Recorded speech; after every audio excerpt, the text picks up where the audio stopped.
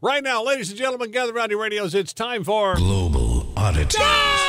Weird, strange, Crazy, goofy stories in the news, ripped right from today's headlines in the far back pages. Now, here we go. Okay, so you know in hotels they have that little free breakfast buffet area. Yeah, where I always like those. I love those too. Muffins and some orange juice, little coffee. Yeah, you can maybe get some eggs waffle. done, and just all that good stuff. Things like that. Well, I'm surprised that this doesn't happen more often because it looks like a woman was at one of those free little breakfast buffets at a hotel in Michigan on Sunday.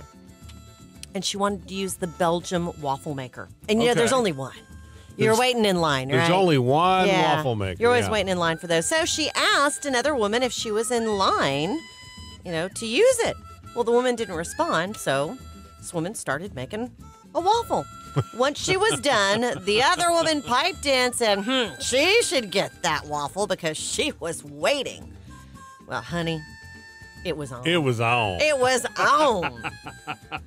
30 people wound up getting in on this fight. It involved a lot of yelling and screaming and fortunately no violence, but the hotel manager actually wound up kicking all 30 of them out of the hotel. They had to pack their bags and leave. Get out. Nobody was arrested or anything like that. That's crazy. Can you say food fight? People. Hey, you know what? Yeah. When you're at one of those things, I don't know. People get pretty territorial about their They food. do. At those.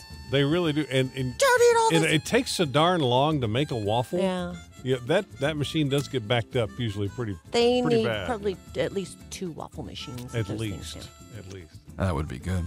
Well, the Florida Yes. The Florida Supreme Court has had to decide a lot of significant issues, the hanging chads and things like that. Yeah, Yes. Well, the Florida Supreme Court answered a potential $1 million question in favor of a man who says his girlfriend broke an agreement to share lottery winnings after she hit it big. Howard Browning says he and Lynn Ann Poyer agreed back in 1993 to share any lottery money that they might win.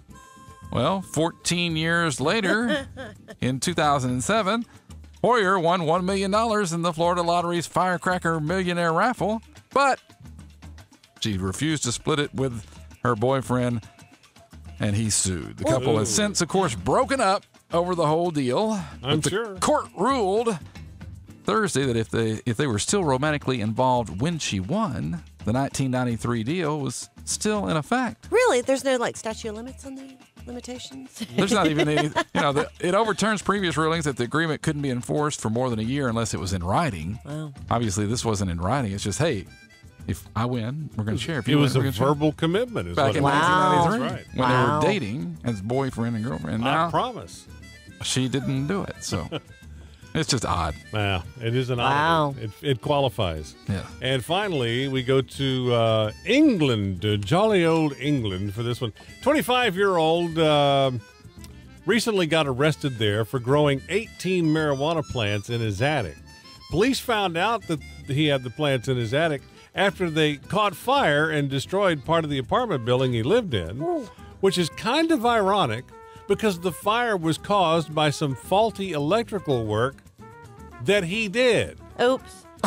He's an actual electrician, so the fire was caused by faulty electric work that he did, which showed off the plants that he was growing, and well, Wow. that definitely qualifies as an oddity.